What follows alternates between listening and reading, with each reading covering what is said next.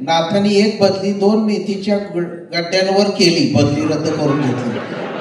म्हणजे नाथा त्या मानाने ग्रेटच आहे असं म्हणायला पाहिजे आपल्याला.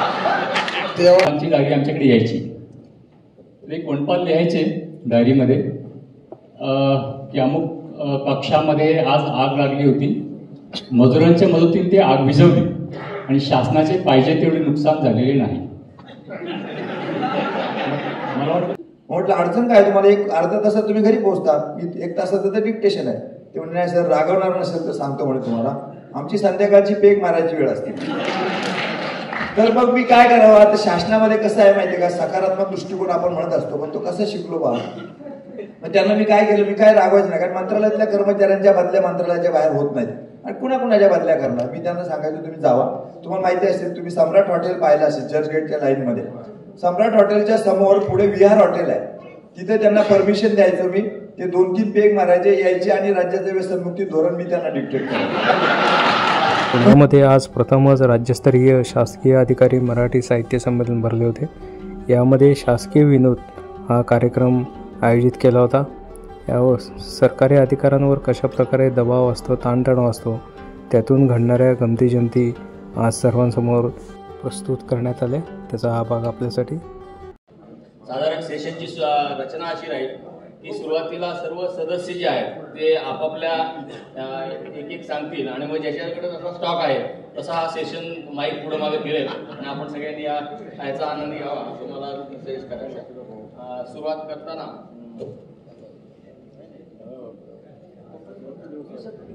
मी पहिला सांगतो, एक छोटासा किस्सा सांगणार आणि पुढे जाणार. मी बुलढाण्याला ॲडिशनल कलेक्टर होतो आणि सकाळी ऑफिसला पोचलो तर जिल्हाधिकाऱ्यांच्या शेजारीच्या ॲडिशनल कलेक्टरच्या केबिनच्या शेजारी जिल्हाधिकाऱ्यांचं मीटिंग हॉल होता आणि मीटिंग हॉलमध्ये एक मीटिंग चालली. कसली मीटिंग आहे याच्याबद्दल मी माझ्या स्टेनोला चौकशी केली तर ते स्टेनोने सांगितले की जिल्हा पुरवठाधिकारी यांची कसली तरी बैठक चालली आहे आणि ती बैठक अशी आहे. एक 5-1 मिनिटात जिल्हा पुरवठा अधिकारी झाले की साहेब ते आमची मीटिंग संपत आली आहे, कन्क्लूड करायला तुम्ही चला असं म्हणून मला त्यांनी बोलवलं. मग मी म्हटलं कोण आले, तर त्यांनी ज्याचं नाव सांगितलं तो माणूस फलटणला पत्रकार होते आणि राज्याच्या ह्याच्या समितीवर काय रेशन कार्डच्या सल्लागार समितीवर सदस्य वगैरे होते. मी म्हटलं त्यांनी कसली मीटिंग घ्यायची, त्यांचं काय इकडे मीटिंग घ्यायचं कारण आहे. नाही साहेब म्हणले ते जालन्यावरनं DSO जालनाची गाडी घेऊन आली, काल रात्री राहिले आपल्याकडे आणि आज सकाळी उठून त्यांना अकोल्याला पोच करायचा. हे हा काय प्रकार आहे, आणखी काय आहे म्हणजे कोण कोण आले त्याच्यावर, काय नाही म्हणे एक त्यांच्याबरोबर एक स्टेनो आहे. मग मला ती सगळी माहिती होती, पत्रकार तो माणूस माहिती असल्यामुळं मी म्हणलं चल मी माझं नाव त्याला ज्यावेळी मी कळलं की मी तिथं आहे, मी तिथं येतोय म्हटल्यावरती त्यांनी ते कन्क्लूड केलं सगळं. मी तिथं जाऊन बसल्या त्यांनी कन्क्लूड केलं आणि म्हणजे आपण आता प्रार्थना करू आणि मग त्यांनी प्रार्थना सुरू केली, खरा तो एकच धर्म जगाला प्रेम अर्पण. बरोबर मैत्रिणी घेऊन आला होतो.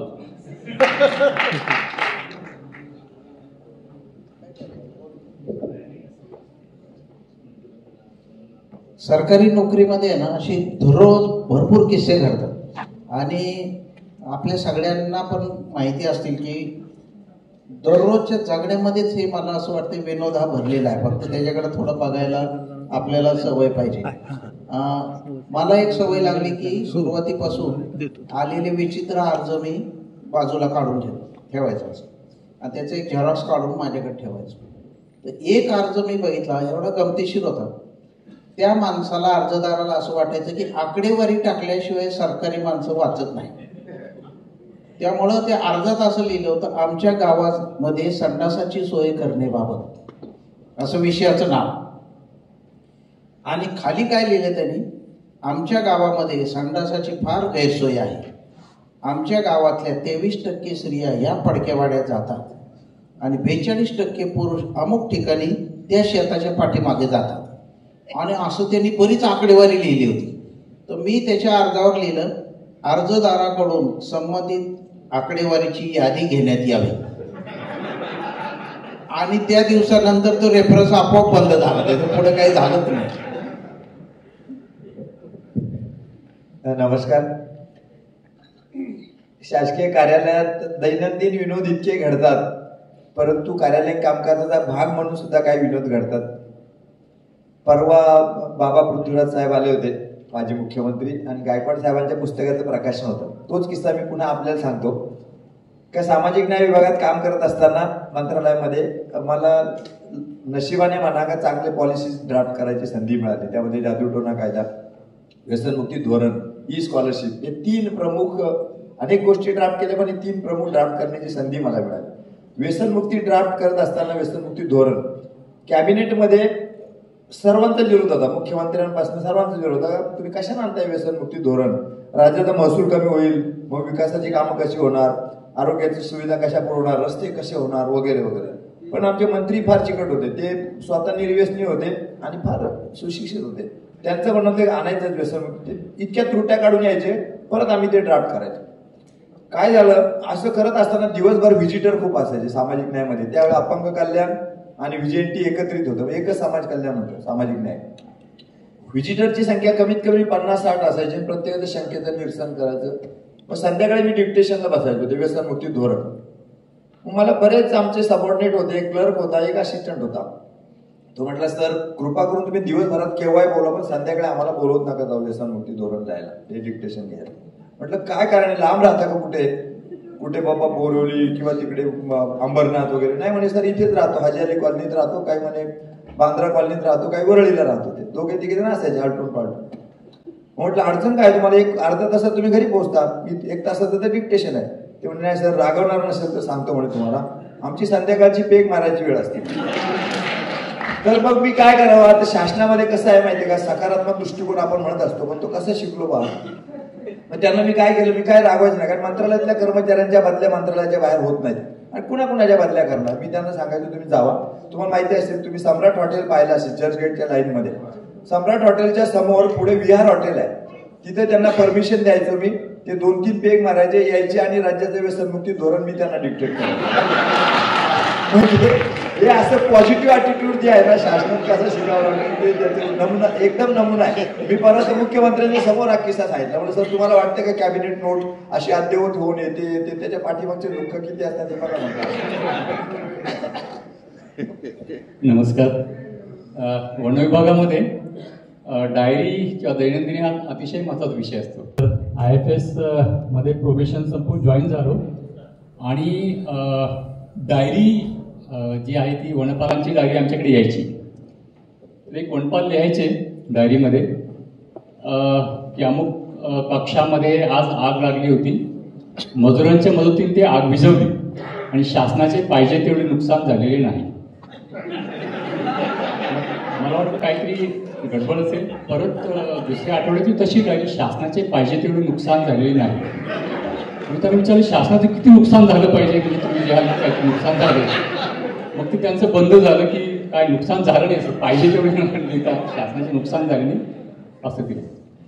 आणि दुसरी जी वनपाल आहे त्यांची डायरी यायची की अमुक ठिकाणी आज गस्त केली, गस्तीमध्ये एक आरोपी दिसला आणि तो मी दिसताच पडून गेला.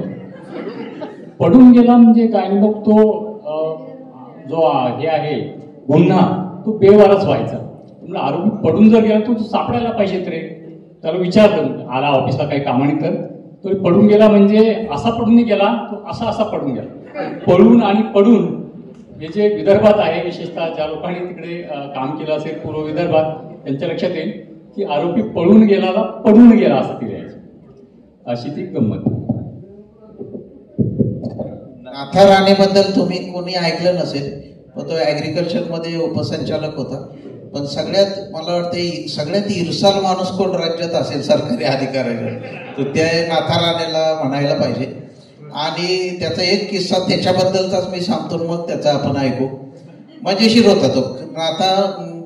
नाथाच्या बाबतीमध्ये बरीच कॉन्ट्रावर्सी असायची ऑफिसेसमध्ये. पण त्यातला एक ऑफिसर जो आधीच बायस होता, तो नव्याने ॲग्रिकल्चरला जॉईन झाला आणि 400 अधिकाऱ्यांच्या मीटिंगमध्ये असं म्हणला, तुम्ही काय राणे, तुमच्याबद्दल फार तक्रारी येत म्हणला. मग असं भर मीटिंगमध्ये म्हटल्यावर ते तोपर्यंत त्याने ऐकून घेतलं. परत काहीतरी विषय आला, राणे तुमचं काम बरोबर नाही म्हणून आता उभा राहिला. मला बाईसाहेबांची तब्येत बरी आहे ना साहेब? आता हे ते साहेबाला अनपेक्षित होतं ते एकदम. तू म्हणलं मग असं माझ्या अंगावर कुत्रा आल्यासारखं तुम्ही काय येत आहे माझ्या अंगावर? मग त्या साहेबाला कळालं की आपण उगीच नाथा राणेला डिवसलं. तर नाथाकडून आपण ऐकणार आहे कृषीमधले बरेच किस्से. मी सांगितल्याप्रमाणे धन्यवाद. नाथा राणे कृषी विभागात 36 वर्ष नोकरी केली. इरसाल असल्यामुळं 25 बदल्या झाल्या, त्यातल्या 20 रद्द कराव्या लागल्या शासनाला. आणि मी अभिमानाने सांगतो 2 वेळा टर्मिनेट झालो मी नोकरीतून, डायरेक्ट MPSC तर्फे असल्यामुळे. एकदा राज्यांनी स्टे दिला, नंतर केंद्राने रद्द केली. राष्ट्रपतीपर्यंत मला जावं लागलं. तर बरेच IAS ऑफिसला मी डायरेक्ट नडल्यामुळं हे मला पारितोषिक सगळी मिळाली. तर मी पुण्यात काम करत असताना आमच्यावर यशव एक दर्जाचा ऑफिसर, त्याच्यावर जॉईंट डायरेक्टर आणि त्याच्यानंतर मग हे IAS केडरचे कमिशनर किंवा डायरेक्टर. तर मला ते मी थोडंसं बॅकलिस्ट असल्यामुळं मला सुरुवातच अशी व्हायची वरून. तर मी आमच्या वरच्या ऑफिसरला विचारलं, सर हे मला त्रास देतं मीटिंगमध्ये, याच्यामध्ये काय करायला पाहिजे? नाही म्हणले तुझं बघ बाबा, मला काय सांगत आहे. जॉईंट डायरेक्टरला विचारलं, म्हणलं चला साहेब माझ्याबरोबर थोडं कमिशनर समजावून सांगा, तसं नाही तो असं नाही तसं नाही. ते म्हणलं तुझ्या नादा लागून माझं नुकसान कसं. मग आता मी म्हटलं सर हे यशो GDला भेटतोय, GD कमिशनरला भेटतोय म्हणजे. तर म्हटलं हा कमिशनर कुणाला भेट असावं याचं मी संशोधन केलं. आणि त्याच्यात 15 दिवस गेले. मग माझ्या लक्षात आलं सर, किती मोठा ऑफिसर असला किंवा शिपाई असला किंवा मुख्यमंत्री असला तर तो पत्नीला कसल्या परिस्थितीत घाबरतो म्हणजे घाबरतो. मी एक मिटिंग आता समजा मार्च मिटिंगमध्ये झापाझापी झाली, मला तू असं आहे तसं आहे नालायक आहे अमुक आहे, ह्याला नोटीस द्या, सस्पेंड करा. म्हणलं झाले साहेब, एकदा सस्पेन्शन झालेले. आणि म्हणलं साहेब मला एक विनंती आहे, मला फक्त 2 महिने द्या, मी पूर्ण तयारी करतो. पुढच्या मिटिंगला काय मी येत नाही, त्याच्या पुढच्या मिटिंगला मी येतो. आणि मग मी सर्वे सुरू केला. साहेबाचा रेसिडेन्स शासकीय निवासस्थान मी आमच्या शिपायाला घेऊन जायचो गाडीमध्ये. रविवारी 1 किलो मासे, 2 किलो मटण आणि अजून काय काय. आणि त्याला साहेबाच्या शिपायाला सांगायचो, बाईसाहेबाला सांग राणे साहेबांनी आणून दिलं म्हणून. पुढच्या रविवारीला अजून काहीतरी असं स्ट्रॉबेरी किंवा असं द्राक्ष किंवा असं मारा ठेवला. आणि मग 4-5व्या रविवारी मॅडमनी शिपायाला सांगितलं, कोण राणे साहेब, कोण माणूस आहे. मग गेलो, पाया वगैरे पडलो मॅडमच्या. आपल्याला काय त्याला काय कोण पाहत नसते काय तिथं हात कोण. मॅडमने उद्या फुल झाला, लाल गाल झाले वगैरे. बसलो वगैरे, चहा कॉफी नाश्ता पण मिळाला मला. मग पुढच्या आनंदामुळं तर पुढच्या रविवारी मी परत गेलो, काहीतरी साडी चोळी वगैरे असं काहीतरी घेऊन, आवडती वगैरे येते.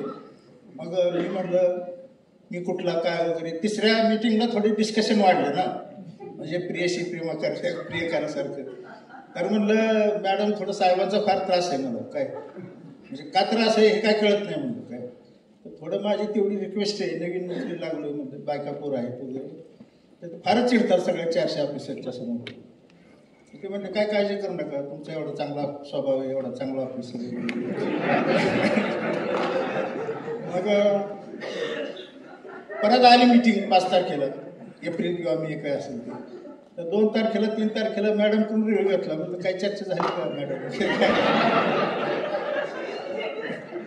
बघा म्हणजे हे ह्याच्यात एक शब्दही अतिशयोक्ती नाही. हे साहेब फार माझ्या सगळ्या इन्स्टंटला हे आहेत, विटनेस आहेत, साक्षीदार आहेत. मग झालं, मिटिंगला गेलो मी, बसले सगळे अधिकारी, हा आला तो आला तो आला. पुणे माझा नंबर आला, मी उभा राहिलो, नमस्कार साहेब.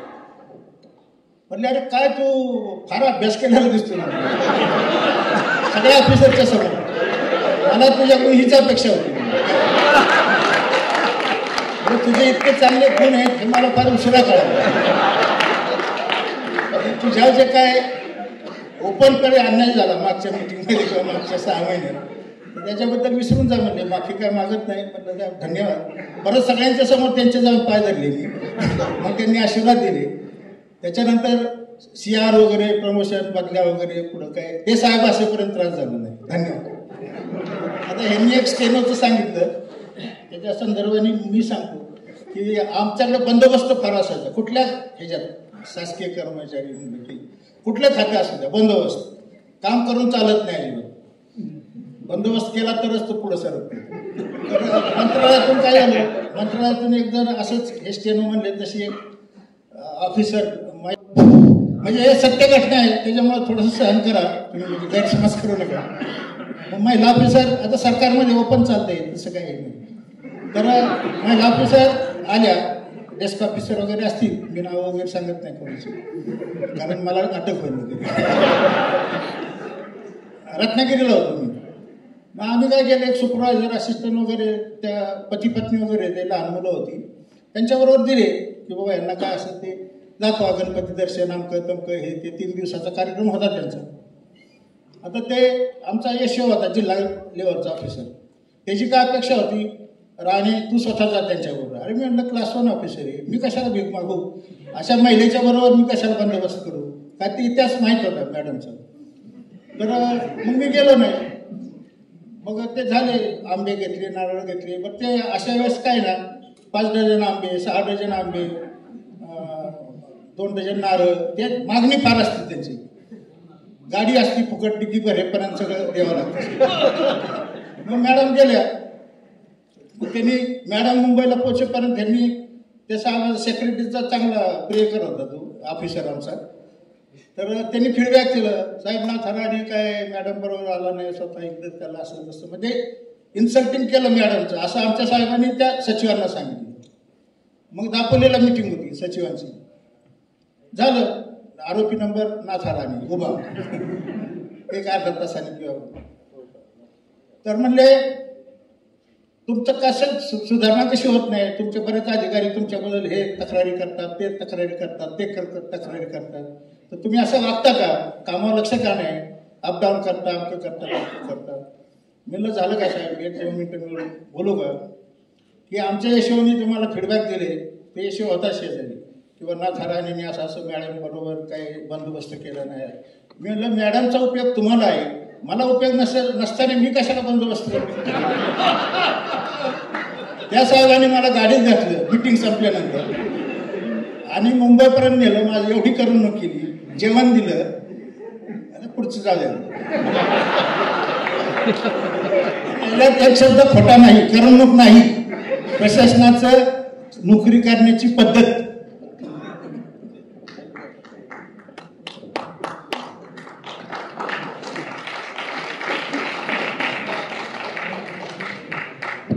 नाथाला मुद्दाम बनवलं याच्यासाठी की अस्सल सरकारी माणसाचं जगणं काय असतं आणि त्याची रियालिटी काय आहे. नाथाने एक बदली 2 मेथीच्या गड्ड्यांवर केली, बदली रद्द करून घेतली. म्हणजे नाथा त्या मानाने ग्रेटच आहे असं म्हणायला पाहिजे आपल्याला. तेवढं नाथाचं ऐकत राहायला पाहिजे. नाथा हा मुंबईमध्ये एकदा उतरला आणि मुख्यमंत्र्यांच्या बंगल्यावर त्यांनी फोन केला. 3 वेळा फोन केला. पहिल्यांदा केला तेव्हा मुख्यमंत्री बंगल्यावर होते, मग बंद करायचा हा. मग ते निघून गेल्यानंतर मग फोन केला आणि मग म्हणलं बाईसाहेब आहेत का. मग त्या बाईसाहेबांना फोन केला नाथाने आणि त्या म्हाताऱ्या होत्या, त्यांना काही कळत नव्हतं. मी तुमचा मावस भाऊ बोलतोय म्हणलं. त्या बाईला काय माहितीच नाही मावस भाऊ. नाथाने भायकाळ्यातनं 2 मेथीच्या गाडी, इथं भाज्या मिळत नाही म्हणून मी गावाकडनं आणल्यात म्हणून ते केलं. तेवढ्यावर बदली रद्द केलेली आहे.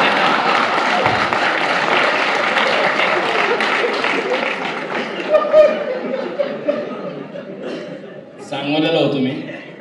संध्याकाळी तहसीलदार आणि फौजदार आम्ही दोघं संध्याकाळी गप्पा मारत बसलो. तलाठी आला आणि तक्रार केली की मला गावात मारहाण केली. लगेच आपण ते तहसील PIची गाडी 2 शिपाई घालून त्याला नेऊन त्या माणसाला आणून आत घातलं आणि तहसीलदार PI सांगितलं की चॅप्टर केस केली. चॅप्टर केसवरती बॉन्ड मागितला. तलाठीचा बॉन्ड असला तर तुला सोडायचं. तलाठीचा बॉन्ड म्हणून घातल्यानंतर तो पण बॉन्ड करायला तलाठी कोणी जाय नाही, त्याला कोणी मिळे ना. तो काय करायचं, ते तहसील ऑफिसच्या गेटच्या बाहेर तिथं जेल आहे ना, मी तहसीलमधून बाहेर आलो की तो खिडकीतून ओरडायचा, साहेब सोडावं, चुकलं वगैरे. 2 दिवसांनी तो तलाठी संघटनेचा अध्यक्ष आला पाहिजे की माझा नातेवाईक आहे. म्हणून तू जामीन राहा. मी कसं जामीन राहू? म्हणलं तू जामीन राहायलाच तर तू सुटतोय, आणि ते काय हे नाही. ते तलाठ्याच्या संघटना अध्यक्षाला जामीन राहायला लावला आणि त्याला सोडला. 2-3 दिवसानं तलाठी, आमचा जो रेग्युलर तलाठी ज्याच्या विरुद्ध त्यानं मारहाण केली होती, त्याला सांगितलं की आता तू चावडीकडे बघ, त्याच्याकडे तलाठ्याकडे बघितलंस तर तुला पुन्हा लगेच आत घालू. आम्ही सांगितलं. 2-4 दिवस पुढच्या वेळेला तो तलाठी आल्यावरती विचारलं की तू माणूस काय त्रास नाही. म्हणलं त्याच्याकडे जाताना असा हात करून जातो, असा हात करून जातो. तिकडे बघत पण नाही.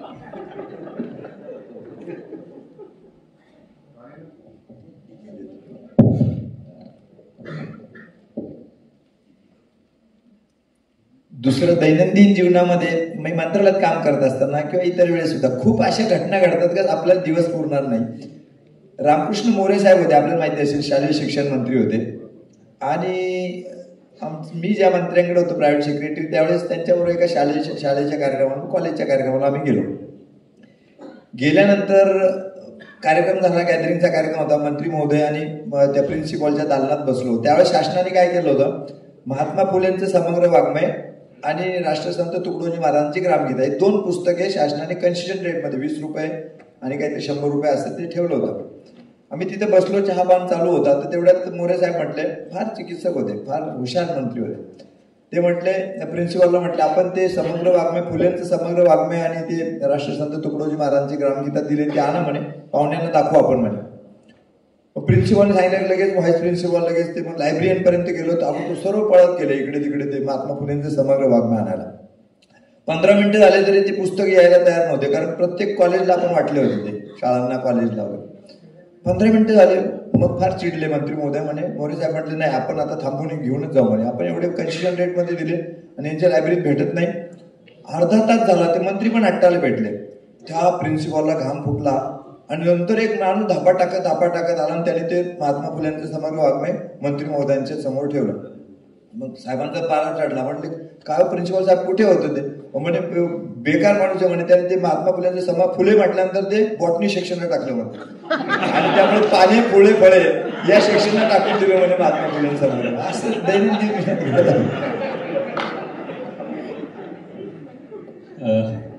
नाशिकला DFO म्हणून पहिल्यांदा जॉईन झालो 1990 मध्ये.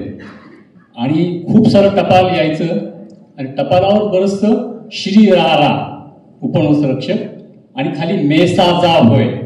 ते मेसाजा होय काय, प्रत्येक पत्रात असं आल्यानंतर मी विचारलं त्या स्टेनोला, बोर्ड म्हटलं, रे काय भानगडे, मेसाजा होय म्हणजे काय? मेहरबान साहेबांशी जाहीर होय, अशी ती लँग्वेज. आणि नंतर एक डायरी यायची, त्याच्यात सगळं हू आणि पुढे 2-2 रेषा असायच्या. हू काय, शेखर साहेबांनी सकाळी सांगितल्याप्रमाणे, पण हुजूर हुकमान्वये अमुक ठिकाणी गेलो आणि हे काम केलं वगैरे. आणि ते झाल्यानंतर एका डायरीमध्ये आलं की अमुक एका रोपणामध्ये गेलो, रोपण छान होतं, अमुक होतं, डमुक होतं, पण काही रोपे सुकत आहेत कारण ते 18व्या शतकापासून पाऊस पडलेला नाही. 18व्या शतकाचा पावसाचा 20व्या शतकातला म्हणजे 1990 मधल्या रोपणाशी काय संबंध? त्याचं पत्र दिलं स्टेनोला सांगून की यांना विचाराय की 18व्या शतकातल्या पावसाचा 20व्या शतकातल्या रोपणाशी काय संबंध आहे. तर मग ते सहाय्यक वनसंरक्षक होते, ते स्वतः डायरी घेऊन आले आणि त्यांनी सांगितलं की मी डायरी लिहिली माझ्या याच्यावर आणि त्याची कॉपी करून त्या याला सांगितलं क्लार्कला लिहून पाठव. तर ते 18 ऑगस्ट पासून पाऊस नाही, याचा 18व्या शतकापासून पाऊस नाही असं कॉपी करून पाठवलं. आणि त्याच्यामुळे मग त्याला ते एक्सप्लेनेशन द्यावं लागलं. इलेक्शन सारख्या दररोजच्या सिरियस विषयामध्ये सुद्धा कधी कधी जोक घडतात. आपल्या एकदा कोल्हापूरच्या लोकांनी काय केलं, मी त्यावेळी होतो प्रोफेशनल, त्यांना वाटले की दरवेळेस कोणतरी पॉलिटिकल लोक उभे राहतात, त्याच्यापेक्षा आपल्या ट्रेझरी ऑफिस, कलेक्टर ऑफिस अशा बऱ्याच ऑफिसेसनी 10-10 रुपये गोळा केले आणि ST स्टँडमध्ये झोपलेल्या एका भिकाऱ्याला आपण लोकसभेला उभं केलं. आणि अशी गोष्ट पहिल्यांदा झाली बहुतेक. त्याचं सगळं डिपॉझिट जे होतं त्यावेळी 300 का 500 रुपये होते ते असे गोळा करून झाले. तर पहिल्यांदा अशी गंमत झाली की लोकसभेचा फॉर्म भरायला जेव्हा तो आला त्यावेळी पहिल्यांदा शेषननी व्हिडिओग्राफी सुरू केली होती आणि व्हिडिओमध्ये रेकॉर्ड होतं म्हटल्यावर त्याला ते प्रत्येक गोष्ट नियमाप्रमाणे झाली पाहिजे. शिवाजीराव देशमुख कलेक्टर होते ते म्हणे मी म्हणतो तशी तुम्हाला आता एक प्रार्थना म्हणायची आहे. तो बरं आहे म्हणला. बरं ते अगदी हरे राम हरे कृष्णची चादर बिदर पांघरून असलेला एकदम मळकट कपड्याचा तो भिकारी होता. तो भिकारी पहिल्यांदा कलेक्टर ऑफिसमध्ये आला. कलेक्टर समोर त्याला उभा केला. मग त्याला शपथ घ्यायला सुरुवात झाली. मी तो म्हणला तुम्ही. त्याला ते म्हणले मी म्हणा मी. राहू दे साहेब एवढ्या वेळेस म्हणला चला पुढे. बरं का हे सगळं व्हिडिओमध्ये यायला लागलं. त्यामुळे कलेक्टर म्हणायचे ते कट करा आता परत पहिल्यापासून सुरू करा. मग त्यांनी सुरू केलं मी म्हणला मी अमुक अमुक अमुक अमुक पण अमुक नाही तुमचं नाव घ्या. बरं का परत ते कट झालं. असं व्हिडिओ 10 वेळा कट झाला. मी दृढपूर्वक कथन करतो की हे नाही म्हणता येत साहेब म्हणला राहू दे एवढ्या वेळेस जाते. सगळ्यात गंमत कुठं आली त्या दिवसापासून तो एसटी स्टँडवर कोल्हापूरच्या जिथं झोपायचा त्याच्या शेजारी एक कॉन्स्टेबल उभा केला आपण लोकसभेचा कॅन्डिडेट म्हणून. तर पहिल्यांदा रात्री मी बघितलं जाऊन की तो भिकारी झोपलेला एक कॉन्स्टेबल उभा आहे रात्रभर. अशी गोष्ट बहुतेक स्वातंत्र्यानंतर पहिल्यांदा झाली. सगळ्यात गंमत कधी झाली त्याचं जेव्हा काउंटिंग झालं. काउंटिंगमध्ये गोविंदराव कलिपते 1,40,000 इतके मते आणि हा जो माणूस होता त्याला मतं पडली पहिल्या राऊंडला 15, दुसऱ्या वेळेस झाली 20. असं सगळ्यात शेवटी 12व्या राऊंड नंतर त्याला मतं झाली 135. तो लोकसभेच्या सगळ्या उमेदवारांच्या शेजारी तो बसलेला होता. दर अर्ध्या तासाने वडापाव आला शिरा आला की तो काय का. तर अनाऊन्समेंटचं काम माझ्याकडे होतं. मी मोठमोठ्याने ते राऊंड अनाऊन्स करत होतो. पहिल्या फेरीच्या अखेर एवढी मतं पडली. मग ते माईक बंद झालं की त्याला विचारायचं तुझं काय झालं गरीबाला कोण सांगतोय म्हणा. त्याने शेवटी 135 मतं झाली तरी गरीबाला कोण नाही म्हटला वाली. जाताना त्या PSI SP सगळ्यांच्या पाया पडला. म्हणलं तू पाया कशाला पडला रे लोकसभेचा कॅन्डिडेट आहे इकडे बिल्ला लावलाय. साहेब उद्यापासून हेच वाली आहे नाही तर झोपून नाही द्यायचे म्हणून. माझ्यामुळे 25 दिवस कॉन्स्टेबल उभा आहे मी झोपलोय म्हणलं. इलेक्शन मध्ये ग्रामपंचायत इलेक्शन मध्ये एकदा काय झालं जुने लोकांना भारी होते एकदम. आमच्याकडे जुने तहसीलदार वगैरे एकदम मुरब्बी लोक होते. सकाळी मतदान ग्रामपंचायतीचं इलेक्शन एवढं काटेकोर असतं की ग्रामपंचायतीमधल्या मतपत्रिका ज्या छापून आल्या त्या 7:30 वाजता त्या शिक्षकाने वाचून बघितलं तर सरपंच गंगारामऐवजी गंगूबाई झालं होतं. आता त्याला एवढं टेन्शन आलं त्याला गॅरंटी होती आता आपली नोकरी जाणार. मग तो एकदम घाबरला. मग त्यांनी काय केलं त्यावेळी ट्रंक कॉल लावायचे. त्याने ते तहसीलदारांना ट्रंक कॉल लावला साहेब असं माझं झालंय पण माझी नोकरी वाचवावं माझे 3च वर्ष राहिलेत नोकरीचे. ते म्हणले ठीक आहे मी आल्यावर बघतो तुम्हाला आधी रात्री वाचायला काय झालं होतं. मग तहसीलदार गावात आले आणि कोणी इमॅजिन करणार नाही कसे प्रशासकीय प्रश्नावर मात करतात लोक. 8 वाजायच्या आधी 5-6 मिनिटं तहसीलदार पोहोचले. त्यांनी काय केलं पडलेल्या सरपंचाला म्हणजे विरोधी पार्टीला आधी त्या माणसाला बोलवलं आणि त्याला कोपऱ्यामध्ये घेऊन एका कानात त्याच्या काहीतरी सांगितलं. काय सांगितलं की माझ्या ओळखीचा एक ज्योतिषी आहे आणि त्या ज्योतिषाने असं सांगितले जर 11 वाजायच्या आत मतदान झालं नाही तर 100% तुम्ही निवडून येत आहे. तो म्हणला साहेब किती चांगली गोष्ट आहे. म्हणलं तुम्ही माझ्यासाठी एवढं सांगायला आला गावात. मी सगळी माणसं माझ्या घरी बसून ठेवतो त्यांना चहापान करतो 11च्या आत गावातला एक माझ्या बाजूचा माणूस मतदान करणार नाही. मग तीच गोष्ट तहसीलदारांनी सरपंचाला बोलवून सांगितली आणि 11 वाजेपर्यंत मतपत्रिका परत छापून आणल्या आणि मग मतदान झालं.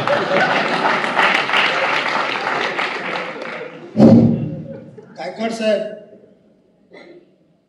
GSDला डायरेक्ट कमिशनर होते मला वाटतं, आणि त्यांचे कर्मचारी 2 क्लार्क आणि 1 शिपाई रिटायर होणार होते. तर ते संकटकाळी मला बऱ्याच वेळा अशी संधी देतात, मला आज दिली तशी. तर त्यांनी बोलवलं कुठे कुठे, मी फार दूर होतो, ताबडतोब स्पीडी आलो स्टँडअपचं निम्मा होईपर्यंत. कुठं आला का जवळ आला का, माझं भाषण सुरू झालं स्टँडअपचं त्या कर्मचाऱ्यांच्या दृष्टीने. तर मी त्यांना रिटायर झाल्यानंतर तुम्ही कसं वागलं पाहिजे याच्याबद्दल सांगत होतो. तर मी म्हटलं कर्मचारी किंवा अधिकारी ह्यांना 2 बॉस असतात. एक सरकारी वरचा अधिकारी कोणा लांडगा असतो तो, आणि घरी बायको बॉसच असते. तर ह्याच्यात तुमचं आयुष्य गेलेलं आहे, माझं काय तुमचं काय सगळ्यांचं. आता हा बॉस म्हटलं स्टँडअप झाला म्हणजे उद्यापासून आज रात्रीपासून हा बॉस मुक्त झाले तुम्ही, पण घरी गेल्यानंतर तुम्ही कसं वागलं पाहिजे. आम्ही स्टँडअपला 4 श्रीफळ वगैरे दिले होते. गायकवाड साहेबांना म्हणलं 1-1 साडी पण देऊ आपण ॲडिशनल, साहेबांना आवडली आपली. मग मी त्याला सांगितलं त्या तिघांना, तुम्ही घरी जा, गेल्यानंतर आता पेढा घेऊन जा म्हणलं, इथं काय नाही, 1 पावशेर पेढा स्वतः खरेदी घेऊन जा करून. आणि गेल्या गेल्या बायको तुमचं पोरं बिरं वाट बघत असतील ना, किंवा साहेब येणार आज वगैरे, घरी ते काहीतरी तयारी करतातच थोडीशी छोटी मोठी काय असेल. तर म्हटलं गेल्या गेल्या तुम्ही बायकोच्या पाया पडायचं, असं आपण देवाच्या तसं दंडवात पाया पडायचं. नंतर म्हणलं मुका घ्यायचा म्हणजे गालाव घ्यायचा, ओठावर नाही, आणि मग पेढा चारायचा तिला काय, आणि नंतर मग तुम्ही घरात प्रवेश करा वगैरे. तर त्यांच्या सगळं घरात वातावरण तप्त झालं, हा काय डोक्यावर परिणाम झाला काय. मग त्यांनी विचारलं हे काय, बायको म्हणली पोरांना हे कसं काय कुत्रा सुधारला एवढा काय. आणि माझा म्हणजे अभिमान किंवा माझं आहे की माझं त्यांनी सूचना अवलंब केली हे सांगायचं तुम्हाला. आणि त्याच्या पुढे जाऊन मग त्या चर्चा झाली त्यांच्यात वगैरे. तर त्या बायकोचा फोन आला मला, काय म्हणजे अहो हा एवढा राट माणूस आहे, आम्ही सगळी माहिती घेतली आणि तुमच्या सूचनेमुळे त्यांनी हे केलं. तर म्हणलं तो महिनाभर तरी कमीत कमी तुमचं त्याला तुम्ही संधी द्या, तो तसं वागणार आहे, महिन्यानंतर गॅरंटी सांगता येत नाही. मग ते म्हणले तुम्ही जेवायला या मुद्दाम आमच्याकडे. तर म्हटलं जेवायला येतो तुम्ही. तर त्याच्यात बऱ्यापैकी म्हणजे वातावरण कुटुंबाचं, बायकोची प्रतिमा वाढली वगैरे असं एक त्याच्यातलं मेसेज द्यायचं.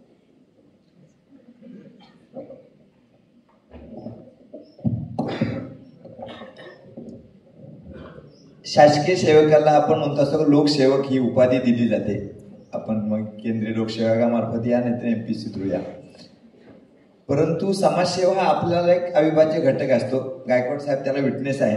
माझ्या जीवनातलं काही वेळेस काय होतं, जास्त आपण समाजसेवा करण्याच्या उद्देशाने जर काही काम केलं तर ते अंगलट कसं येतं. ती घडलेली घटना तुम्हाला सांगतो. सध्याचं जे सिम्बायोसिस कॉलेज आहे सेनापती बापट रोडला, तिथे वरती टेकडीवरती आमचे शासकीय निवासस्थान होते, साहेबांना पण माहिती. आणि तिथे आता ऑफिस झाले, पूर्वी तिथे निवासस्थान होतं. 1 नंबरचा बंगला माझा होता. मग इथे ग्रामसेवक ट्रेनिंग स्कूल आहे मांजरीला, तिथे KY माने म्हणून प्राचार्य होते आणि ते मला नेहमी व्याख्यानाला बोलवायचे. मग व्याख्यान झाल्यानंतर मी गेले 30-35 वर्ष व्याख्यान देत असल्यामुळे मी त्या व्याख्यान झाले सांगत असतो, तुम्हाला काय अडचण आली तर प्रत्यक्ष भेटा किंवा फोन करा. मग तसं एक मी ते व्याख्यान झाल्यानंतर मी सांगितलं, ग्रामसेवकांचं व्याख्यान होतं आणि त्यांना मी सर्व सांगितलं फॉरेस्ट्री वगैरे.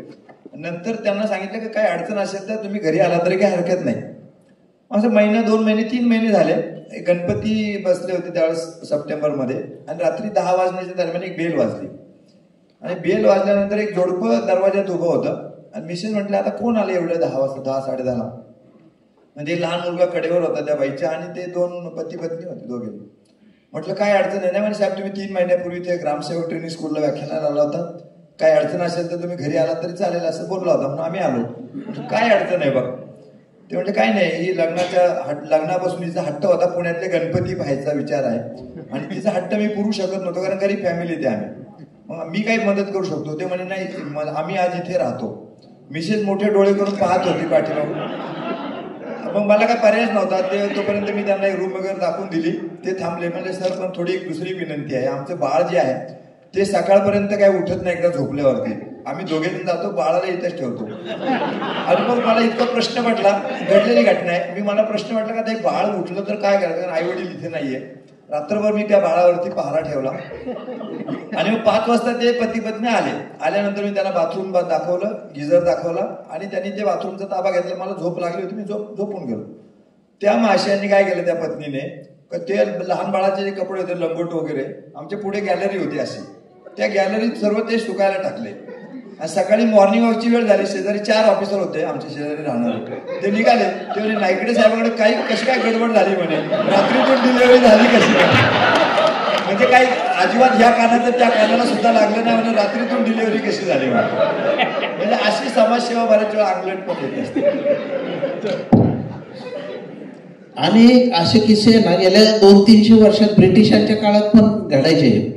एक KPS मेनन नावाच्या अधिकाऱ्याने फार चांगल्या गोष्टी लिहिल्या मेनी वर्ल्ड्स नावाच्या पुस्तकात. त्याने असं लिहिलंय की त्यावेळी एक ब्रिटिश कलेक्टर त्यांचा मद्रासच्या जवळ जाणाऱ्या एका रेल्वे लाईन शेजारी बंगला होता त्याचा. तर ती ब्रिटिश बायको त्याची ती कुणाला बघायलाच मिळायची नाही. पण पहिल्यांदा त्याचं एक कुत्रं मेलं आणि त्यावेळी ती गाऊनवर रडत बाहेर आली.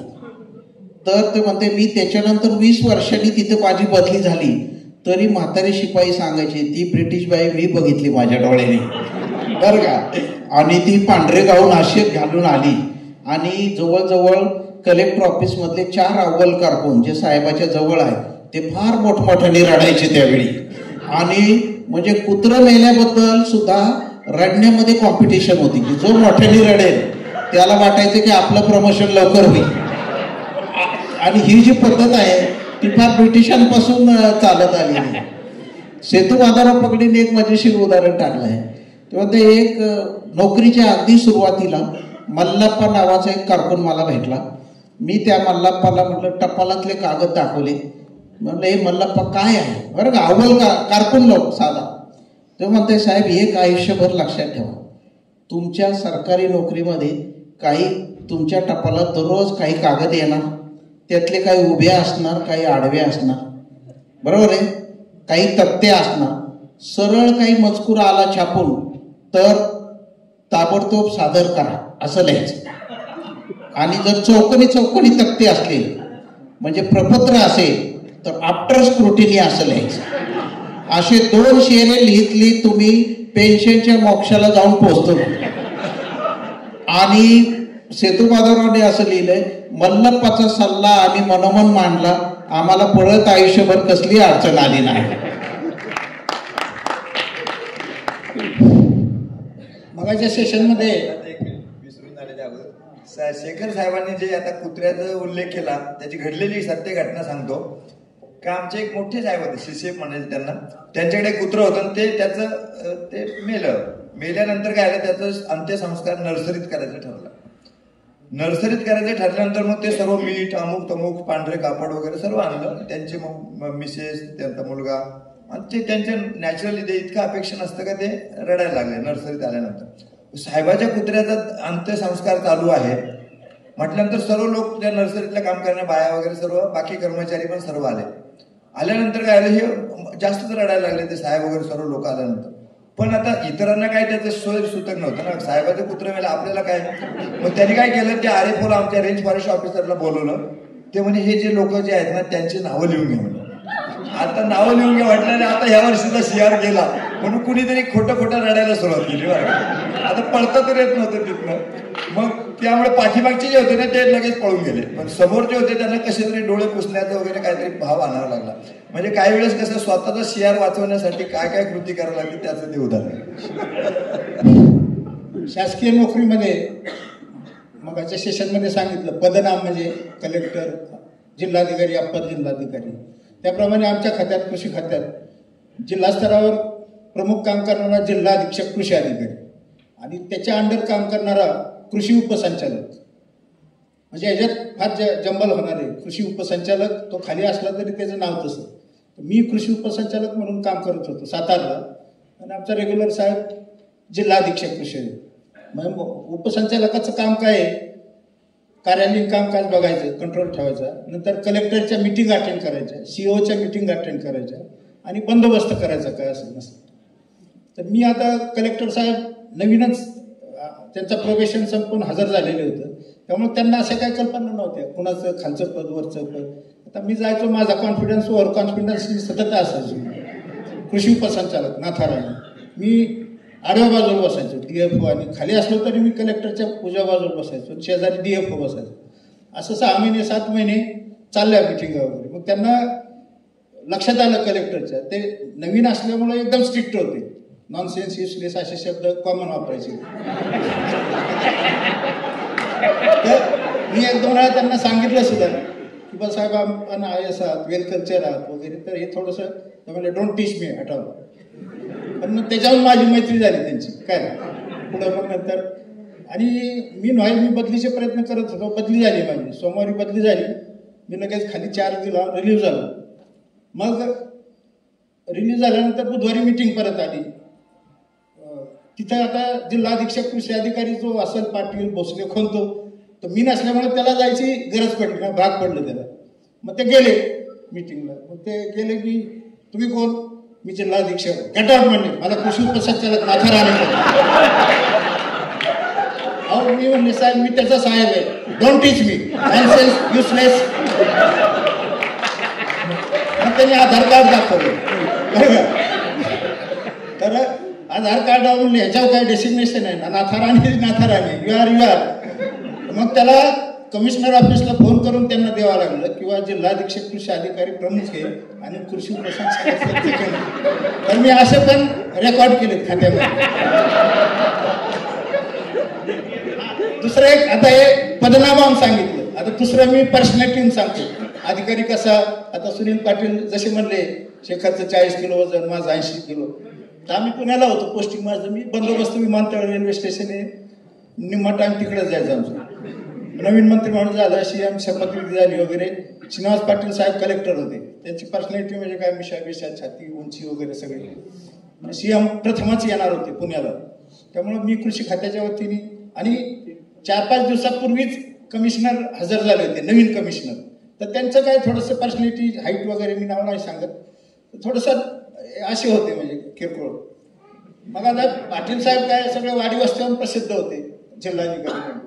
विमानतळावर आले, पुढं कमिशनर चालले, त्याच्या मागं पाटील साहेब चालले, नंतर पोलीस ऑफिसर, आम्ही मध्ये तिकडं होतो. त्या सिक्युरिटीने काय केलं पोलिसात, म्हणजे पाटील साहेबांनाच, हे कमिशनर साहेबांनाच अडवलं. बाजूला सदा तुम्हाला दिसत नाही का कलेक्टर साहेब येतात? अरे मी म्हणलं नाही, ते कमिशनर साहेब तुम्ही सांगा नका हो, आम्हाला माहिती आहे वगैरे. मग SP साहेब त्यात गडबडीत पुढे आले. मग असं सांग, पाटील साहेब सुद्धा म्हणायला तयार नाहीत, मी माझा साहेब आहे, माझा असे विनोद खर्ची करतात. पाटील साहेबांनी म्हणलं असतं तर लवकर विषय मिटला असता.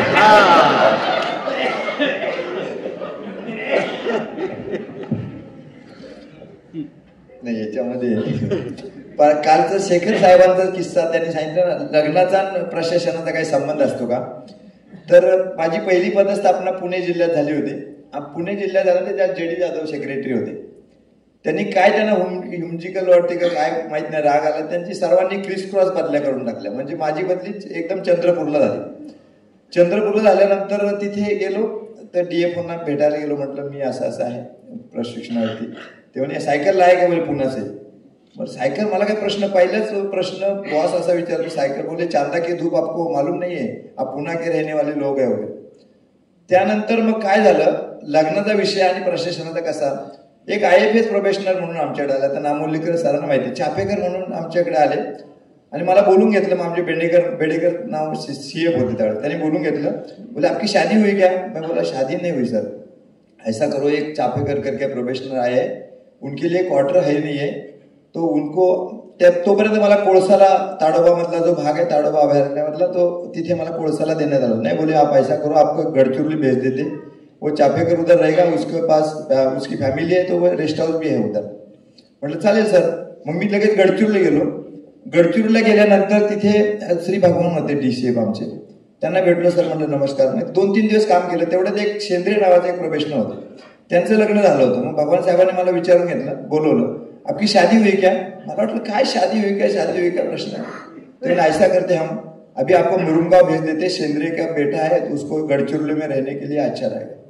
पुन्हा मी तिथून सामान घेतला, मुरुंगावला गेलो. मुरुंगाव म्हणून हेडक्वार्टर होतं. तिथे गेल्यानंतर 2-3 दिवस असं एक महिनाभर काम केलं. मला तरी वाटत होतं का बाबा काहीतरी गडबड होईल, पुन्हा बदली होईल का. म्हणून सबऑर्डिनेटला विचारलं मी, अरे बाबा आता तरी बदली नाही होणार ना, म्हणजे व्यवस्थित काम करता येईल. नाही साहेब म्हणे महाराष्ट्र संपला, इथे रांजणगाव डिस्ट्रिक्ट सुरू होतो म्हणे आता. म्हणजे शादीचं, लग्नाचं आणि त्या प्रशासनाचं कसं संबंध जोडला जातो असं ते उदाहरण आहे. एक PRC कमिटी असते, पंचायत राज कमिटी. तर पंचायत राज कमिटी येणार असली म्हणजे की जिल्ह्यातले सर्व जे अधिकारी असतात एकदम अलर्ट मोडवर येतात. तर नंदुरबार जिल्ह्यात काम करताना PRC कमिटी आली. आमचे मंत्री महोदय तेव्हा स्वरूपसिंग नाईक साहेब होते. त्यांनी म्हटलं की आपलं काही फारसा संबंध येत नाही, पण सोबत राहा, कारण कुठं काहीतरी विषय निघेल काही सांगता येत नाही. कुठं रानडुकरं घुसतात शेतात, कुठंतरी काहीतरी असं होतं, सोबत राहा. मी आणि आणखी एक आमचे सबडीफ आम्ही त्या कमिटीसोबत गेलो. ते 10-12 किलोमीटर अंतरावर गाव एक शहाद्यापासून. तर तिथे ती कमिटी त्यांचा अचानक कुठेतरी काहीतरी असं काही ठरलेला प्रोग्राम नसतो, अचानकपणे एक शाळा तपासवा. ती जिल्हा परिषद शाळा होती, ती सर्व कमिटी गेली. ते सर्व तिथले लोक जे आहेत ते टीचर्स वगैरे सगळे घाबरून गेले बिचारे. त्यांनी ते प्रिन्सिपलच्या ऑफिसमध्ये, हेडमास्टरच्या ऑफिसमध्ये सर्व गेले ते, आणि काहीतरी ते त्यांचं डिस्कशन काय वगैरे सगळं चालू झालं शैक्षणिक. आणि इकडे सगळे वर्ग, कारण टीचर सगळे गेले, वर्ग सगळे मोकाट, सगळा गोंधळ सुरू झाला. एका वर्गावर मी त्या सबडिपोला सांगितलं तू जा म्हटलं, एका वर्गावर मी जातो. आणि आम्ही मग त्या मुलांना थोडं शांत केलं आणि काहीतरी त्यांची नावं गावं वगैरे सगळे विचारलं. ते सगळं करत असताना एक तिथं साईन बोर्ड दिसला लावलेला की अज्ञानी माणसाला घुबडाचे डोळे व गरुडाचे पंख असतात. तर हे काही कळेना, म्हणजे हे बात कुछ हजम नाही असं.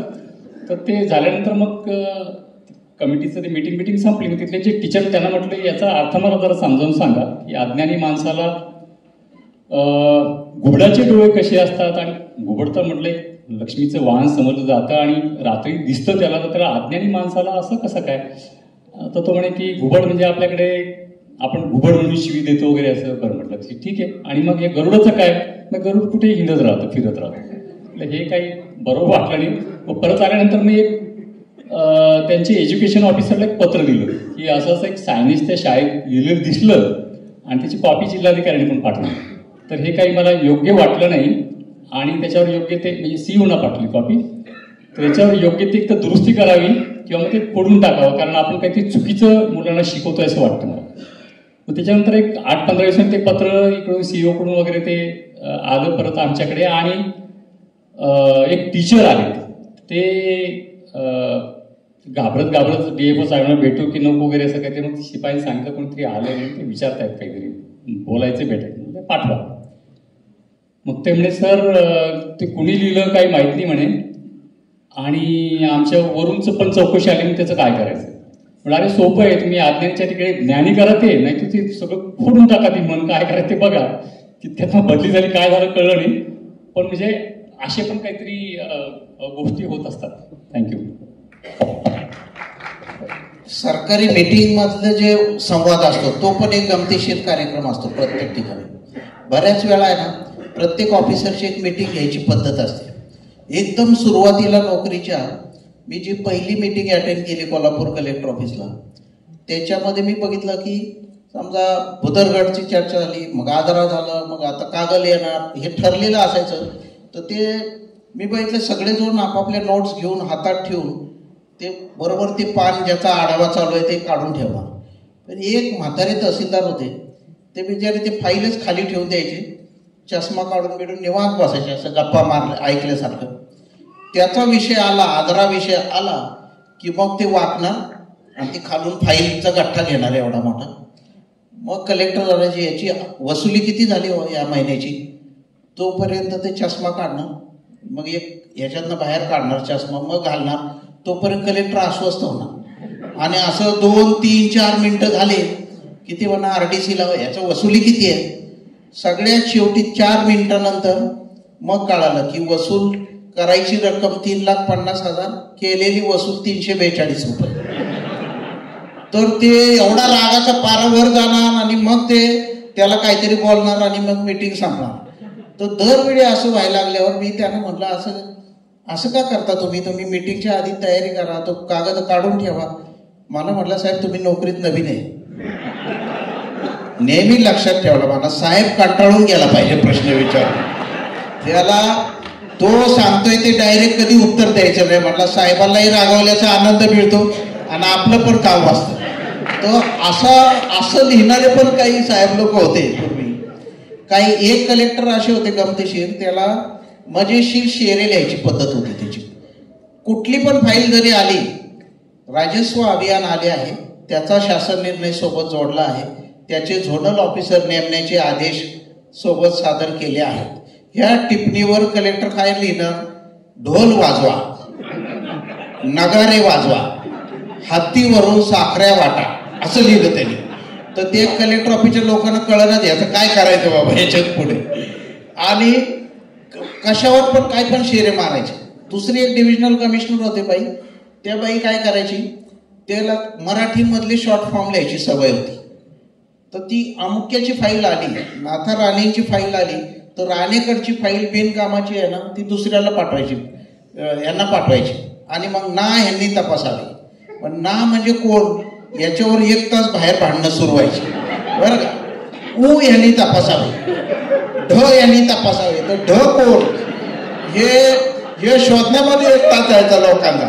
पण त्या बाईला हेच पाहिजे असायचं की ही ढ कडून फाईल आली की र ला पाठवायची, र कडनं काढायची की म ला पाठवायची. आणि ह्याच्यामध्ये 6 महिने टाइमपास करायचा. म्हणजे मला आश्चर्यच वाटतंय की अशा प्रकारचे पण आपल्याकडे अधिकारी आहेत. लिहिताना सुद्धा काही वेळेस फार गमतीशीर होतं. असेंब्ली क्वेश्चनमध्ये एकदा असं विचारलं की दारूबंदी कायमस्वरूपी लागू केल्यामुळे अमुक जिल्ह्यातली 180 दुकानं बंद झाली आणि त्याच्यामुळे 180 लोक बेरोजगार झाले, हे खरे आहे काय? आता ह्याचं उत्तर काय लिहायचं? तर ते फॅक्टच होती की तेवढे लोक बेरोजगार झालेच होते. तर तो डेस्क ऑफिसर सांगायचा जे खरं आहे ते उत्तर लिहा, नाही तर मी तुम्हाला घरी पाठवेल. तो म्हटलं साहेब दारूची दुकानं बंद केल्यामुळे बेरोजगारी झाली हे खरंच आहे, खरंच आहे तर लिहा ना तसं बरं का. आणि असेंब्लीमध्ये उत्तर देताना मात्र याचं उत्तर कसं लिहायचं, कारण दारूबंदीचा निर्णय पण शासनाचा होता आणि बेकारी तयार करायचा पण प्रयत्न त्यामुळे झाला होता. तर अशा वेळी सुद्धा फार गडबड होऊन जाते. एका मंत्र्यांकडे मी होतो आणि त्यांची पहिलंच मंत्रिपद असल्यामुळं त्यांना पहिल्यांदा असेंब्लीत गेल्यावर आम्ही दोघे त्याचे साक्षीदार आहे. ते एकदम विद्यार्थ्यासारखे होते, अभ्यास करून गेले होते बरेच. परंतु ऐनवेळी टेन्शनमध्ये काय झालं, नवीन असेंब्ली, पहिलीच बोलायची वेळ आणि प्रश्न काय होता की चैत्यभूमीच्या लाटांमुळे जहाजांवर, बोटींवर आणि मच्छीमारांच्या बोटीवर परिणाम झाला, हे खरे आहे का? ते उठून उभे राहिले टेन्शनमध्ये आणि म्हणले बोटींचा लाटांवर अजिबात परिणाम झालेला नाही. तर ते कुणाच्या लक्षातच यायला सभागृहामध्ये की ते नक्की काय म्हणले बरं का. त्यानंतर ते दुसरा प्रश्न बोलताना असं म्हणले चैत्यभूमी म्हणायच्या ऐवजी ते म्हणले चैतन्यभूमीच्या लाटांवर काही परिणाम होत नाही. शेवटी ते दिवाकर रावते साहेबांच्या लक्षात आलं. ते म्हणले अहो मंत्री महोदय काय बोलतायत, त्यांना काय कळतंय का? चैत्यभूमीच्या वर काही विपरीत परिणाम होतो का असं विचारलंय. ते म्हणतात चैतन्यभूमीच्या लाटांवर काही परिणाम होत नाही. मग शेवटी नासर फरांदे आपले सभापती होते, ते म्हणले जाऊ द्या हो, अनेक चैत्यभूमी ही अनेकांची चैतन्यभूमीच आहे. आणि मग ती चर्चा संपली.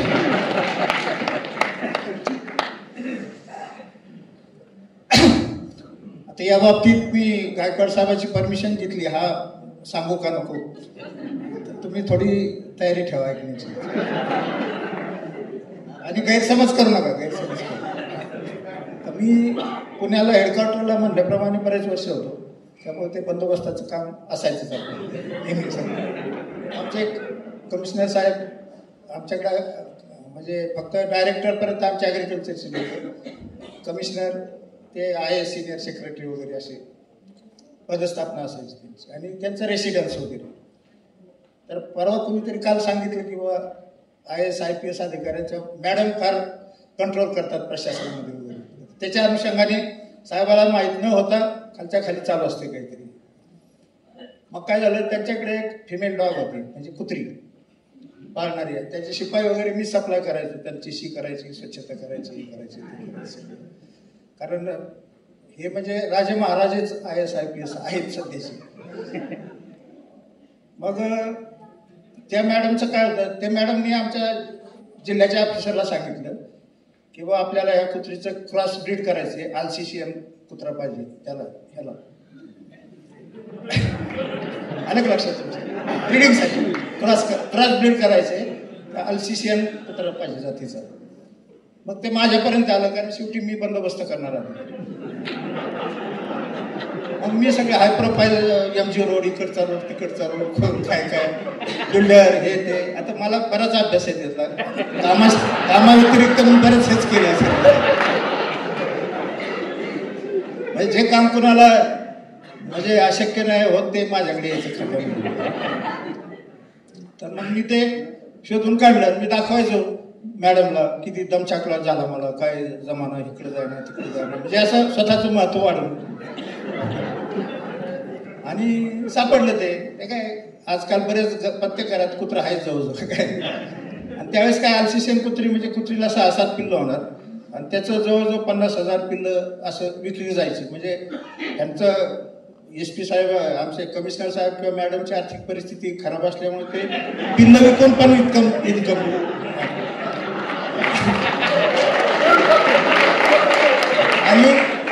आणि माझं पेट्रोल जाणार, मी माझं सगळं हे करणार माझ्या खर्चाने आणि प्रॉफिट त्यांना होणार. पण ठीक आहे, आपली कुंडलीच तशी काय करणार. मग झालं, ते कमिशनर नेहमीसारखे असेच होते, ह्याला जाब त्याला जाब त्याला जाब. आणि ते झालं, ते कुत्र्याचा कार्यक्रम वगैरे सगळं सक्सेस झाला. आणि मी मीटिंगमध्ये असल्यावर नेहमीसारखं ते खवळायला लागले, तुम्ही शासकीय कामाव्यतिरिक्त वेगळेच इतर उद्योग करत असता, हे करत नाही ते करत नाही वगैरे वगैरे. म्हटलं साहेब 1 मिनिट देता का, मी इतरत्र काम बरोबर करतो, पण आपल्या बंगल्यावरची कुत्री ती गरज माझ्या प्रयत्नामुळे झाली.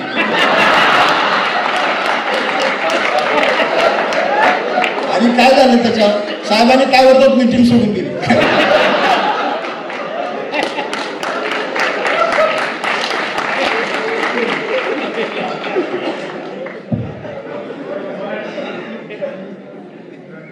नाही, आता एवढ्या उंचीचा जोक का विनोद मी नाही सांगू शकत. तर मंत्रालयात असताना माणसं कशी वर्कहोलिक असतात पहा. मी सामाजिक न्यायामध्ये असताना, मी तसं 5-6 विभागात काम केलं मी, पण सामाजिक न्यायामध्ये असताना एक कलिक क्लर्क पासून डेप्युटी सेक्रेटरी म्हणून रिटायर झाले. फार वर्कहोलिक, रविवारी येऊन बसणार, शनिवारी येऊन बसणार, चावी घेणार. आणि काय झालं, आपलं नियत वयोमानानुसार ते निवृत्त झाले. निवृत्त झाले तर अंबरनाथला होते. मग त्यांना ते चैन पडे ना, आता काम नाही काय नाही, काय करायचं, काय घडलेली घटना आहे. त्याने काय केलं, ऑफिसमध्ये जे घरी जे आपलं लिव्हिंग रूम असते तिथे काय केलं, त्यांनी ऑफिस टाकलं, एक टेबल आणला. पूर्वी कॉम्प्युटर नव्हते, टाईपरायटर घेतला आणि टाईपरायटर ठेवला. आणि एक गावाकडचा पोरगा त्याला बाहेर शिपाई म्हणून ठेवला आणि त्याला बेल बसून घेतली. आणि खरी घडली, बेल बसून घेतली. आणि नंतर मग बेल वाजवायचा आणि ते सांगायचं, कुणी पाहुणे बिवणे आले ना बाहेर बसून ठेवायचं, साहेब फार बिझी आहे म्हणून सांगायचं. आणि मग तरी असं 2 महिने झाले, 3 महिने झाले, ते लग्नपत्रिकावर आले ना त्याच्यावर लिहायचा, मिसेसला सूचना द्यायचा, please remind me on this day.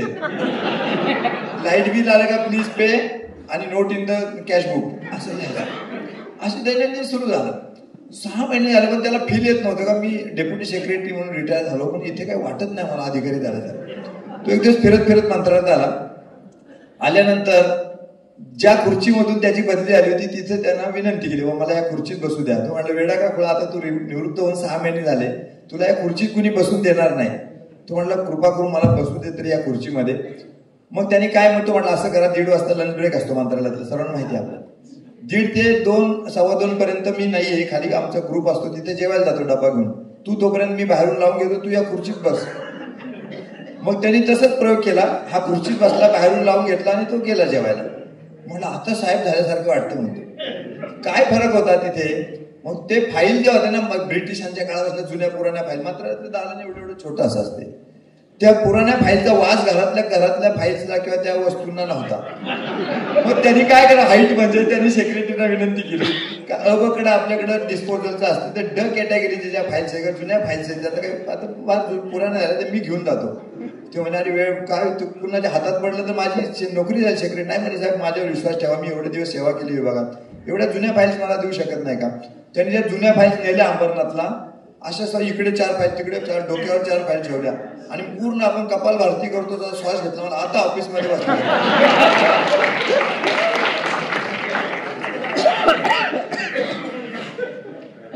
एक पोलीस खातं म्हणजे एकदम सगळ्यात मेकॅनिकल, फार मेकॅनिकली काम करतं. तर माझ्या सुरुवातीला पहिली जी केस कागलमध्ये आली ती फार गमतीशीर होती. त्यांनी काय केलं, शेवटची एसटी आणि एक माणूस आला होता कागलला आणि तो जाणार होता रत्नागिरीला. शेवटची एसटी चुकली म्हणून तो बिचारा त्या वाकड्यावर झोपला होता. रात्रीचं त्यांनी त्याला उठवलं आणि पैसे मागितले कॉन्स्टेबलनी. आणि सकाळी माझ्याकडे नोकरीच्या माझ्या पहिल्या दिवशी अशी केस आली, चॅप्टर केस म्हणून. त्यांनी त्या म्हाताऱ्या माणसाला धरून आणलं. त्या माणसाचं वय 78च्या आसपास होतं आणि 40-42 किलो पण वजन नव्हतं त्या माणसाचं. पण केस फार मजेशीर दाखल झाली, चॅप्टर केस. 109 सेक्शन म्हणजे संशयास्पद स्थितीमध्ये इसम आढळून येणे. तर त्याची सुरुवात जी होती ना, ते पोलिसांची जी भाषा असली, इसम नामे गजानन क्रू जोशी, वय 78, हे अतिशय आडदांड व खुनशी प्रवृत्तीचे ग्रस्त असू. बरं का. तर मी त्या PSI ला म्हणलं थांबा एक वाक्य एक शब्द वाचायचा. मग त्यांनी वाचायला तो लाजायला लागला, त्याच्या लक्षात आलं काहीतरी गडबड. तर इसम नामे गजानन क्रू जोशी, वय 78, हे अडदांड. वाटतेत का अडदांड? मग तो असा खाली मान घालायचा. बरं का. मग म्हणला त्याच्या पुढं होतं खुनशी. म्हटलं खुनशी वाटतेत का, तुझ्या वडिलांसारखे वाटतेत का नाही? मग तो एकदम लाजायला लागला. आणि पहिला शेरा मी जो आयुष्यात लिहिलाय नोकरीच्या, ही संपूर्ण केस बनावट पद्धतीने पोलिसांनी निर्माण केली आणि समक्ष विचारले असता 500 रुपये काढण्यासाठी ही केस करण्यात आली याची वॉर्निंग देऊन ही केस दप्तरी दाखल करण्यात येत आहे. आणि तो 78 वर्षाचा माणूस माझ्या पाया पडला. ज्याच्या वेळी माझं वजन 39 किलो होतं. मला असं वाटलं की थोडं जरा लोकांची बोलभाषा, जर का बोलायची भाषा माणसं कळाली तर आपल्याला प्रशासन करायला फार सोपं जाईल. अजून एक किस्सा झाला की तो एकदम गमतीशीर होता. तो कागलमध्येच झाला आणि तो सुद्धा तुम्ही कधी ऐकणार असल्याची काही शक्यताच नाही अजिबात. त्यावेळी जुन्या काळामध्ये काय होतं, ते बरेच वेळा मोहीम पद्धतीने काम सुरू व्हायचं. तर कुठल्या तरी कलेक्टरच्या डोक्यात आलं की टेनन्सीच्या फार केसेस पेंडिंग आहेत, त्या सगळ्या तुम्ही बाहेर काढा. 61 साली निकाल घालायच्या केसेस आता 87 सालापर्यंत कशा काय पेंडिंग आहे. सगळ्या केसमध्ये 3 दिवसाच्या आत नोटीस निघाली पाहिजे. मग प्रत्येकजण कामाला लागला. त्याच्यातलं पहिलं काम काय माहिती आहे का, ते स्टेन्सिल करायच्या आणि सगळ्या नोटीस काढायच्या. त्याचं स्टेन्सिलचा गट्टा एवढा मोठा झाला. आणि नेमकं काय झालं, आदल्या दिवशी म्हणजे दुसऱ्या दिवशी होता 15 ऑगस्ट, तर 14 ऑगस्टच्या रात्री हे दिवसभर स्टेन्सिल केले त्यांनी. आणि रात्रीच्या वेळी डिंक, कारण एवढ्या नोटीस पाठवायच्या पोस्टाने म्हटल्यावर, डिंक असं मोठा एका पितळी तांब्यामध्ये टाकलं आणि त्याच्यात पाणी भरून ठेवलं आणि झाकून ठेवलं. दुर्दैवाने काय झालं, दुसऱ्या दिवशी जेव्हा 15 ऑगस्ट होता त्या दिवशी लवकर झेंडावंदन होतं 7 वाजता ते 7:15. तर हा जो तांब्या आहे पितळी, ते जेलचे जे 3 कॉन्स्टेबल आहे ते दररोज सकाळच्या कार्यक्रमाला हा तांब्या वापरायचे. त्यातल्या एका गार्डनी काय केलं, त्यात हात घातला, पाणी आहे वाटलं, त्याला वाटलं भरून ठेवलंय, तो तांब्या घेऊन गेला. आणि 15 ऑगस्ट असल्यामुळे आणि सकाळी झेंडावंदन असल्यामुळे त्याला लांब काही जाता आलं नाही. तो शेजारच्या पडक्या वाड्यात गेला. आणि फार गमतीशीर गोष्ट आहे, तोपर्यंत 7 वाजत आले. मग झेंडावंदनाची तयारी सुरू झाली. त्या काळात कॉन्स्टेबल हाफ चड्डे वापरत होते. मग 3 जण 1+3चा गार्ड उभा राहिला. तहसीलदार येणार तोपर्यंत कॉन्स्टेबल म्हणतोय मला सारखं कसं तरी होतंय. बरं का. ते म्हटले आता रावसाहेब येऊन जाऊ दे, झेंडावंदन झालं की आपण बघू काय करायचं. मग 9 वाजता झेंडावंदन झाल्यावर यांनी त्याला मांत्रिकाकडे नेला. आणि मी त्या मांत्रिकाला पण भेटलो बरं का कागलमध्ये.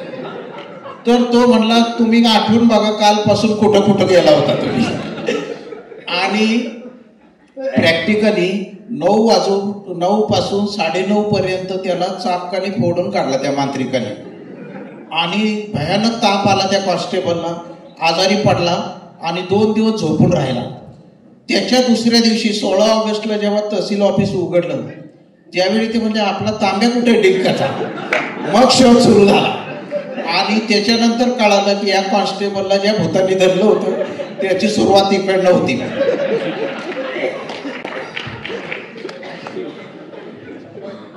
सौम्य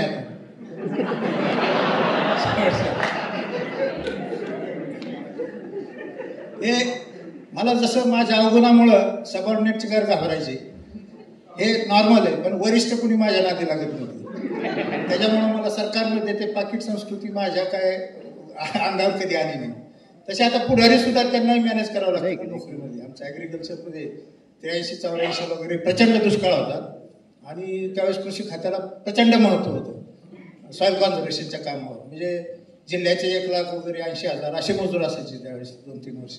आणि मी सबडिस्को होतो एका तालुक्याला, नाव सांगत नाही. आणि तिथे कलेक्टर जवळजवळ 60-65% काम हेच करायचे. प्रत्येक तालुक्याला जाऊन रिव्ह्यू घ्यायचे वगैरे, खूप पेमेंट्स असेल काय वगैरे वगैरे, कारण तप्त पिरियड होता फार. आणि त्यावेळेस रिव्ह्यू डिपार्टमेंट तर ॲग्रिकल्चर डिपार्टमेंटलाच प्रचंड महत्त्व होतं, म्हणजे त्या कामामुळं, 7-12 नाही. तर मग त्या रिव्ह्यूमध्ये सभापती असायचे, नंतर पॉलिटिकल लिडर्स असायचे, आमदार असायचे. त्या मिटिंगला 3 महिन्यातून वगैरे किंवा 2 महिन्यातून जशी व्हायची तशी मिटिंग होणार.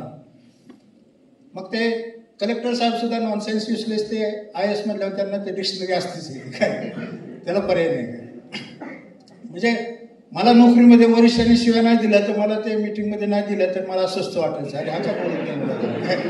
आणि मग मी त्याला उद्युक्त करायचं, 2 शिवाय द्या मला. आणि मग तहसीलदारशी वगैरे संबंध चांगले होते आमचे, काही प्रश्नच नाही. ते डे टू डे हे करायला लागायचं. मग आता तिथं पॉलिटिकल लीडर सभापती नावाचे एक आबाग्रस्त गृहीत धरा तुम्ही. हां, तर आबांचं काय आहे, मी बदली झाली, हजर झालो आणि ते सुरू झालं ना कामाचं रेटा सगळा EGS मजुरांचा वगैरे. आबांची शिस्ती, आमच्या पूर्वीचा अधिकारी जनरली सॉईल कन्झर्वेशन अधिकारी कॉन्टॅक्ट आमदार आणि सभापतीची ठेवतातच तालुका लेवल, त्याशिवाय त्याला ते सर्व्हायवल होत नाही नोकरीचं. तर मला ते काय माझ्या कुंडलीत नव्हतं अजिबात कधीच. तर ते आबा पहिल्या मिटिंगला उभा राहिले, मिटिंगला कलेक्टरच्या समोर. हे राणे म्हणले अत्यंत वाईट अधिकारी वगैरे. अहो मी म्हटलं आता 6 महिन्यापूर्वी चालू साहेब, काय बोलू नका तुम्ही, काय मी कलेक्टरशी बोलतोय काय. आणि म्हणले मला नको या अधिकारी, काही करा तुम्ही, त्यांच्या इतक्या तक्रारी येत तितक्या तर ते 6 महिन्यात त्यांची अपेक्षा होती मानधन पाकिट वगैरे काहीतरी यावं वगैरे काय येते. तर मी म्हटलं सर हे आपल्या तर कुंडलीत बसत नाही. मग म्हटलं ठीक आहे. मग मी ती मिटिंग झाली तप्त वगैरे. मग मी पुढच्या मिटिंगच्या अगोदर म्हटलं काहीतरी आवाज थोडी माहिती गोळा करायला पाहिजे काय. मग मी त्या गावात गेलो, आबाचं जे आहे निवासस्थान वगैरे किंवा ते गाव, आणि तिथं त्यांच्या ऍक्टिव्हिटी अदर ऍक्टिव्हिटीची थोडीशी माहिती त्याच्यासाठी तलाठी वगैरे, मी जरी कृषी खात्यात नोकरी करत असतो तर मॅक्झिमम मी पोलीस आणि हे रेव्हेन्यू डिपार्टमेंट, बरेच लोक मला रेव्हेन्यूचं समजतात असं. त्याच्यामुळे तलाठी वगैरे सर्कल माझ्याशी फार उत्कृष्ट वागायचे. तर मला ते काय 4-5 दिवसात माहिती मिळाली. म्हणजे चांगलं आहे, ठीक आहे. तिथल्या ज्या सरपंच होता सुभद्राबाई, आले मिटिंग, कलेक्टर आलेच.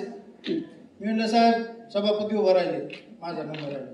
म्हणलं साहेब मी तप्तपणे सांगितलं होतं तुम्हाला, हा माणूस बदलायला पाहिजे ताबडतोब, अमुक तमुक हे ते वगैरे वगैरे, बरं का.